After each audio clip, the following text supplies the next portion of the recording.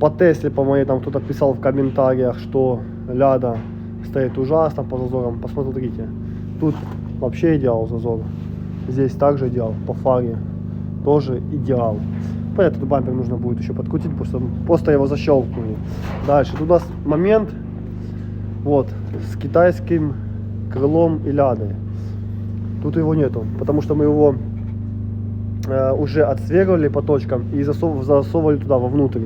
А нужно наоборот вот чуть-чуть сюда и вниз опустить. И в принципе будет зазор вот такой где-то, плюс-минус. То есть адекватный будет зазор.